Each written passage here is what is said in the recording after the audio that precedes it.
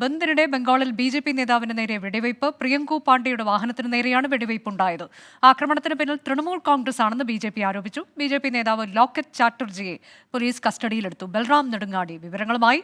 ബൽറാം, യുവ ഡോക്ടറുടെ കൊലപാതകവുമായി ബന്ധപ്പെട്ടുള്ള പ്രതിഷേധത്തിനിടെയാണോ ഈ സംഭവങ്ങളൊക്കെ ഉണ്ടായത്? അതിൽ ബി.ജെ.പി നേതാവിനെ കസ്റ്റഡിയിലെടുക്കാനുള്ള സാഹചര്യം എന്താണ്?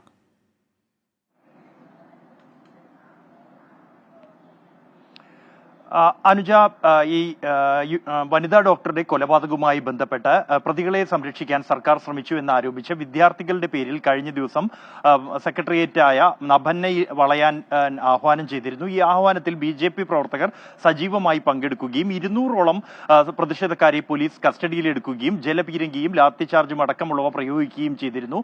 ഇതിൽ പ്രതിഷേധിച്ചാണ് ബി.ജെ.പി ഇന്ന് ബംഗ്ലാ ബന്ദിന് ആഹ്വാനം ചെയ്തിരിക്കുന്നത്. ഇതിനെതിരെ സർക്കാർ വിജ്ഞാപനം ഇറക്കിയിരുന്നു. എന്നാൽ ഇന്ന് ഈ ബന്ദ് 6 മണിക്ക് ആരംഭിച്ച ബന്ദ് 8 മണിയായപ്പോൾ മുതൽ തന്നെ സംഘർഷങ്ങൾ പലയിടങ്ങളിലായി ഉണ്ടായി.